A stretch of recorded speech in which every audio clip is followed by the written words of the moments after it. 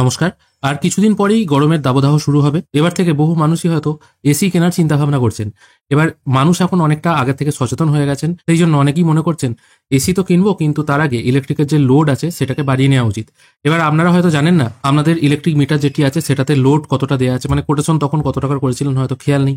অনেকে হয়তো মনে করছেন না লোডটা আর একটু বাড়িয়ে নিই, হয়তো আপনাদের লোড বাড়ানোর প্রয়োজন নেই, অথবা কার কতটা লোড বাড়ানোর প্রয়োজন আছে সেটা আজকের ভিডিও থেকে আমরা দেখে নেবো। বাজারে সাধারণত দু রকমের এসি পাওয়া যায়, একটা হচ্ছে ইনভার্টার এসি আর একটা হচ্ছে নন ইনভার্টার এসি। এবার উভয় প্রকার এসি কিন্তু টনে লেখা থাকে, মানে 1 টন, 1.5 টন, 2 টন, বিভিন্ন টন অনুযায়ী ক্যালকুলেট হয়। এবার টন অনুযায়ী যদি ক্যালকুলেট হয় সেক্ষেত্রে আপনাদের বুঝে নিতে হবে একটা 1 টন বা 1.5 টনের এসি কতটা ওয়াটেজ কারেন্ট খায়। মোটামুটি বাড়ির জন্য যারা এসি কেনেন সবাই 1.5 টনের এসিটাই কেনেন। সাধারণত নন ইনভার্টার এসি 1.5 টনের হলে সেটা মোটামুটি 2100-2200 এরকম ওয়াটেজের মতো কারেন্ট খায়। আর নন ইনভার্টার এসির সিস্টেমটা হচ্ছে এরকম, ওটা সবসময় ফুল কম্প্রেসার রান করে, মানে আপনার ঘর হয়তো গরম আছে, আপনি এসি চালু করলেন, ওটা ওই 2000 বা 2200 ওই ওয়াটেজেই কনস্ট্যান্ট চালু থাকবে, এবং যখন ঘর ঠান্ডা হয়ে যাবে তখন কম্প্রেসার বন্ধ হয়ে যাবে। আবার যখন ঘর একটুখানি গরম হতে শুরু করবে তখন কিন্তু আবার ওই 2000 বা 2200 ওই ওয়াটেজে এসি চলবে। এইভাবেই কিন্তু ঠান্ডা গরম ওইভাবেই চলবে। আর ইনভার্টার এসির ক্ষেত্রে কিন্তু এটা ব্যাপার নয়। ইনভার্টার এসির ওয়াটেজ অনেক কম হয়ে থাকে, ওটা মোটামুটি 1300, 1400, 1500, 1600 এরকম ওয়াটেজের হয়ে থাকে। বিভিন্ন কোম্পানির ক্ষেত্রে বিভিন্ন রকম হয়। আমি 1.5 টন এসির কথা বলছি। আর যদি আপনারা এর থেকে কম টনের এসি কেনেন সেক্ষেত্রে সেটা এসির যে বাক্স আছে সেই বাক্সতে কিন্তু লেখা থাকে, বা আপনারা ইন্টারনেটেও সার্চ করে দেখে নিতে পারেন কোন কোম্পানির এসি কত ওয়াটেজের কারেন্ট খায়। আর ইনভার্টার এসির ক্ষেত্রে যখন ঘরটা প্রচন্ড গরম থাকে তখন ওই 1500 বা 1600 ওয়াটেজেই এসিটা প্রথমে ঘরটা ঠান্ডা করতে শুরু করে। তারপর যখন ঘর একদম ঠান্ডা হয়ে যায়, মানে আপনি যে টেম্পারেচার সেট করেছেন, হয়তো 20 বা 24 ডিগ্রি সেট করেছেন, সেই টেম্পারেচারে যখন চলে আসে তখন কিন্তু এসির ইলেকট্রিসিটি শোষণ করার যে ব্যাপারটা ওটা কিন্তু অতটা হয় না। তখন ওই যে ইনভার্টার এসি যে 1400 বা 1500 ওয়াটেজের হয়ে থাকে ওটা কিন্তু আস্তে আস্তে কমতে থাকে। সেক্ষেত্রে ওটা 600, 700, 500 টেম্পারেচার ওয়াইজ কিন্তু তার কম্প্রেসার রান হয়। তখন কিন্তু প্রথমে যে ওয়াটেজে ইনভার্টার এসি ঘর ঠান্ডা করতে শুরু করেছিল, ঘর ঠান্ডা একবার হয়ে গেলে তখন কিন্তু সেই ওয়াটেজে আর চলবে না। কিন্তু নন ইনভার্টার এসি কন্টিনিউ কিন্তু সেই একই ওয়াটেজে চলবে। এই জন্যই ম্যাক্সিমাম লোক ইনভার্টার এসি কেনে। সেক্ষেত্রে বিদ্যুতের অপচয়টা কিন্তু অনেকটা কম হয়। এবার আপনাকে জানতে হবে আপনার যে ইলেকট্রিসিটি কানেকশনটি নেওয়া আছে তার ওয়াটেজ কত।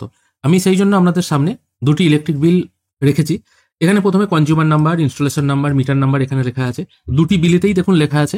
আপনারাও আপনাদের হাতের কাছে যে ইলেকট্রিক বিলটি আছে সেটি খুলে একবার দেখে নিতে পারেন আপনাদের সিস্টেমটা কিভাবে করা আছে। এই যে বিলটি আছে, এই বিলটিতে যে মিটার আছে সেই মিটার কত ওয়াটেজ পর্যন্ত লোড নিতে পারবে বা কোটেশনটা কিরকম করা আছে সেটা দেখে নেবো। এখানে দেখুন প্রথমে লেখা আছে ট্যারিফ, ডিএমআর, ডিএম মানে হচ্ছে ডোমেস্টিক, আর মানে হচ্ছে রুরাল, তারপর আছে সিডি মানে কন্ট্রাকচুয়াল ডিমান্ড, এটা কেভিএ তে করা আছে, এটা বলা হচ্ছে 0.21, অর্থাৎ এই মিটারটি 0.21 কেভিএ লোড কিন্তু একবারে নিতে পারবে।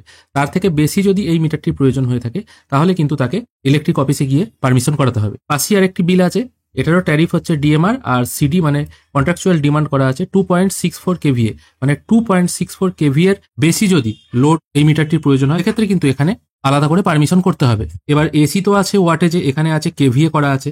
এবার আপনারা বুঝবেন কি করে আপনার লোড বাড়ানোর প্রয়োজন আছে কিনা। সেক্ষেত্রে আপনি যে এসিটা বসাচ্ছেন তার ওয়াটেজ যেটা আছে সেটা ক্যালকুলেট করবেন। ধরা যাক তার ওয়াটেজ আছে 1500।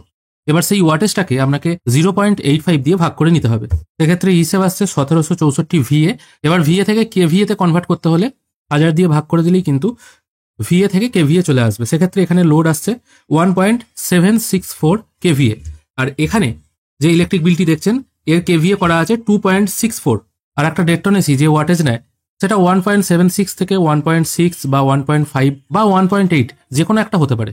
আর মোটামুটি একটা ইনভার্টার এসির ক্ষেত্রে এটা 1.8 এই হিসাবে ক্যালকুলেট করেই চলবেন। আর একদম অ্যাকচুয়াল ফিগারটা পাওয়ার জন্য আমি যে হিসাবটা বললাম ওই অনুযায়ী ক্যালকুলেট করে নেবেন। কিন্তু এটা যদি নন ইনভার্টার এসি হতো সেক্ষেত্রে এটা 2200 ওয়াটেজ নিত। সেক্ষেত্রে 2200কে ভাগ করবেন 0.85 দিয়ে, সেক্ষেত্রে আসবে 2588। এবার এটাকে কেভিএ তে কনভার্ট করলে হয়ে যাবে 2.58। অর্থাৎ এই যে ইলেকট্রিক বিলটি আছে এর কেভিএ করা আছে 2.64। ইনি নন ইনভার্টার এসি এবং ইনভার্টার এসি উভয়ই বসাতে পারবেন, কোনো রকম অসুবিধা নেই। 1.5 টনের ক্ষেত্রে আমি আপাতত 1.5 টনের হিসেবে বলছি। কিন্তু এখানে আর একটা যে বিল করা আছে সেটাতে কিন্তু একদমই কম করা আছে, এর হচ্ছে 0.21। ইনি যদি ইনভার্টার এসি বসাতে চান 1.5 টনের সেক্ষেত্রে এনাকে আরো লোড বাড়াতে হবে 1.6 কেভিএর মতো। এবার শুধুমাত্র এসির জন্য লোড বাড়িয়ে নিলাম সেটা করলে তো হবে না। এসির সঙ্গে আনুষঙ্গিক আপনার আরো জিনিসপত্র আছে, ফ্যান চলবে, আলো জ্বলবে, আপনার বাড়িতে হয়তো পাম্প থাকতে পারে, ফ্রিজ থাকতে পারে, সেগুলোও চলবে। সেক্ষেত্রে কিন্তু সেই অনুযায়ী একটা লোড আপনাকে বাড়াতে হবে যদি আপনি এসি নেন বা নতুন করে কোটেশন তৈরি করেন। আশা করি আপনারা হিসেবটা বুঝতে পারলেন। যদি আপনারা দেখেন যে আপনাদের ইলেকট্রিক মিটারে লোড কমানো আছে, এসি নিতে চাইছেন, লোড বাড়াতে হবে, সেক্ষেত্রে কতটা লোড বাড়ানোর প্রয়োজন সেটার একটা হিসেব পেলেন। আশা করি আপনাদের আজকের এই ভিডিও ভালো লেগেছে। যদি ভালো লেগে থাকে অবশ্যই একটি লাইক করবেন। ভিডিও দেখার জন্য অসংখ্য ধন্যবাদ। ভালো থাকবেন।